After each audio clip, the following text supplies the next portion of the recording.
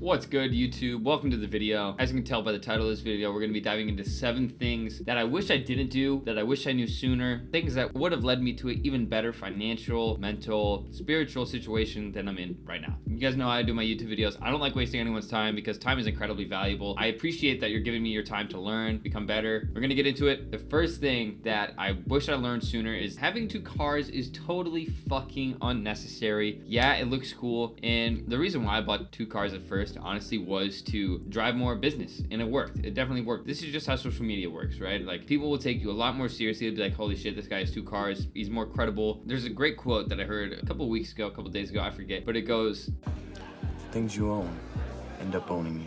and I'm experiencing this as I'm talking right now. My BMW is in the shop right now because I ran over a fucking tree stump.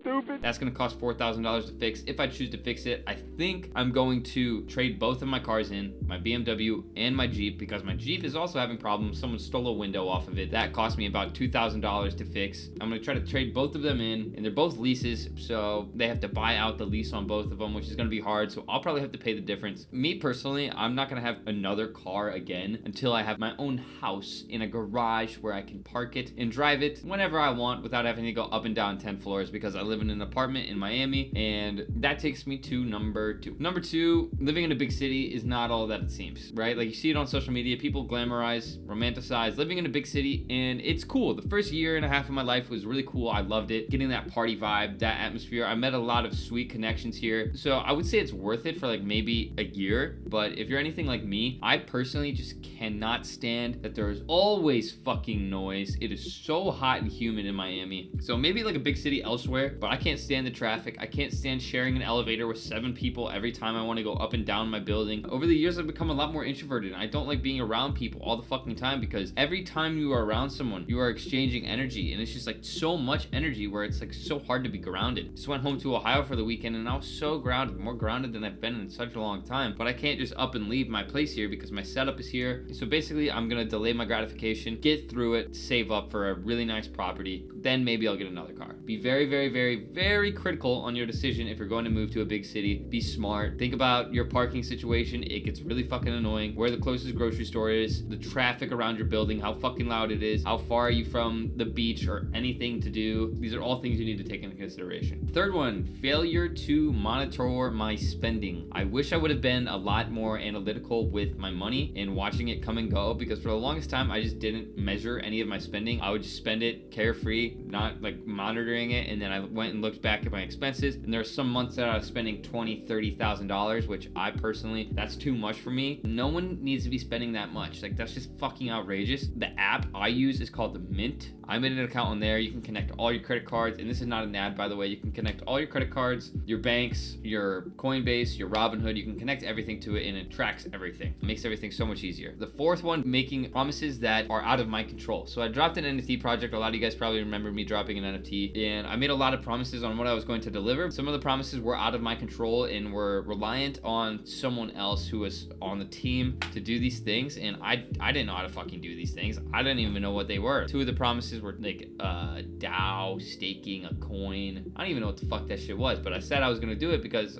I was, I guess, trusting the other person. So I was making these promises on something that I wasn't even sure I could deliver. So always be cautious of what you are promising to deliver in your business endeavors, because if not, it'll come around to bite you in the ass. So I had an event. I spent all of my profits, and people don't want to believe me when I say I literally spent all of my profits on this event. It came to the point where I didn't even profit off this NFT. It grossed income to about $250,000, and I had to run ads, pay the team, and then throw an event, and all the stress I was dealing with just wasn't worth it. So I just basically terminated it. I just had to take that loss because it was causing so much stress to my life. I already have so much on my plate. I hate upsetting people, and that really upset people that I had all these promises, but I did throw the event. The event was fucking insane, and it was an NFT event. Don't over deliver on your promises. Make sure that whatever you're promising, you can actually deliver. 5th one, being reluctant towards getting a mentor. For the longest time, I thought mentors were a scam. I could do it all myself, and this is farthest thing from the fucking truth. You can't do it yourself. You need help. You need people that are where you want to be, have experience experience what you want to experience and know things that you don't know. Humbling yourself, getting rid of the ego, and recognizing that people do know what you don't know, and they can help you if you allow them to.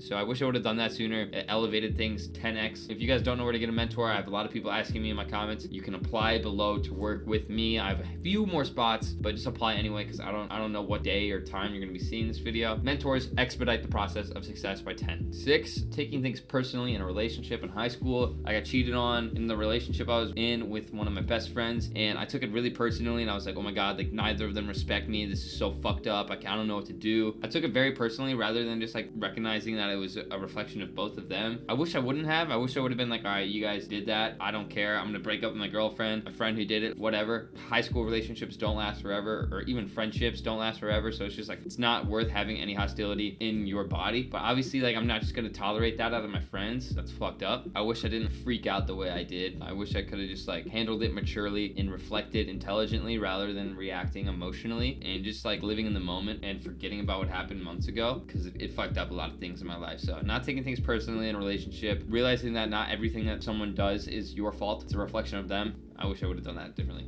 And number 7.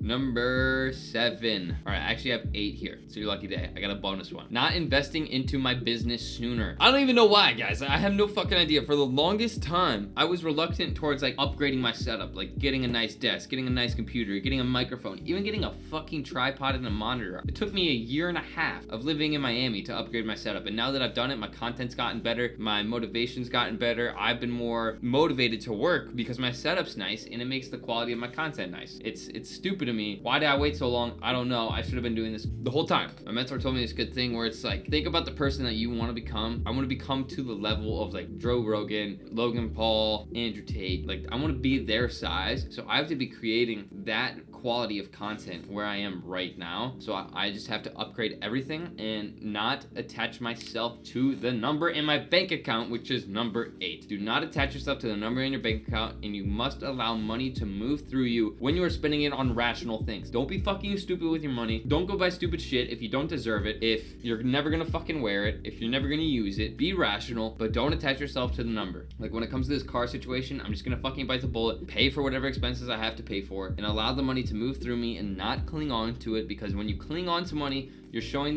the universe that you are not abundant, and you're creating this resistance inside of yourself to the flow of money. Money is like an energy where it flows, you have it, you let go of it. It flows, maybe it's more this time, you have it, you let go of it. Money is energy, and you must allow it to move through you just like you allow everything else to move through you. So yeah, guys, that was 8 things I wish I knew sooner. I hope you enjoyed it, and I hope this actually really helps you in your success endeavors, your life, your personal life, your romantic life. Drop a comment, drop a like, don't forget to subscribe. I love you guys. Thank you for your time. Thank you for being here. I wouldn't be me without you. I'm so grateful. Have a good day, night, whatever it is. I love you.